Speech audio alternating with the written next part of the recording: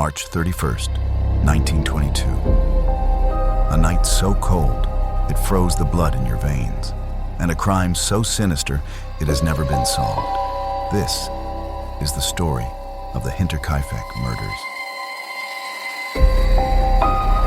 Deep in the Bavarian woods, Weidhofen, Germany, approximately 70 kilometers north of Munich, lay an isolated farmstead called Hinterkaifeck, a place that was meant to be safe, but became something darker.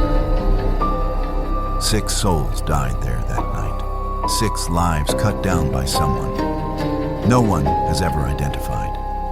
And the way it happened will twist your mind. The victims: Andreas Gruber, age 63, his wife Cecilia, age 72, their daughter Victoria Gabriel, age 35, Victoria's young children, 7-year-old Cecilia and just 2-year-old Joseph, and the new maid, Maria Baumgartner, age 44. All 6 were brutally beaten to death with a mattock, a farming tool similar to a pickaxe. The killer used the family's own tool to snuff out their lives. No one escaped. No one cried for help.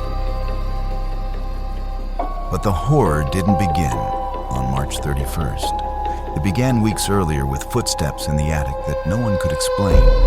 Strange footprints in the snow that led from the forest to the farm's door, but never returned. A newspaper from Munich appeared on the doorstep, though no one had ordered it.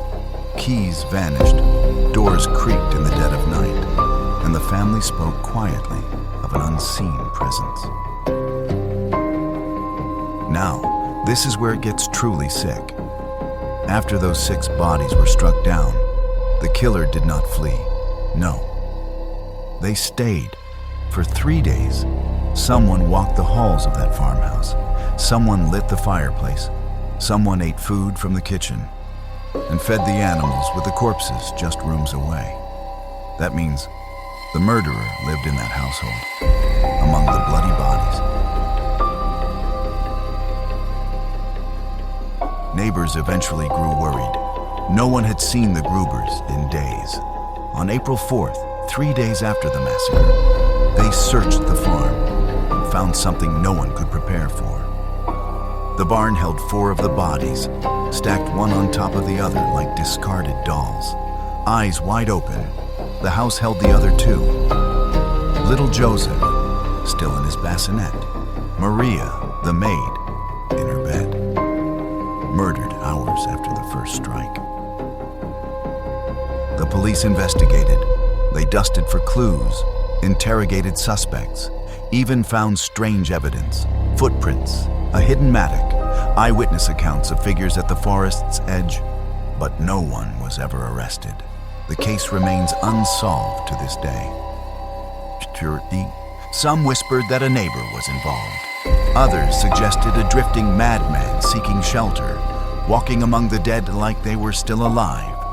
And a few even claimed that the patriarch himself might have orchestrated the carnage before disappearing into the darkness.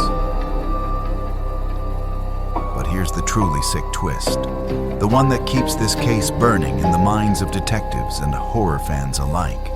Whoever struck down the Grubers wasn't done when they left those bodies. They stayed. They walked the halls, they walked among the corpses, and then vanished without a trace.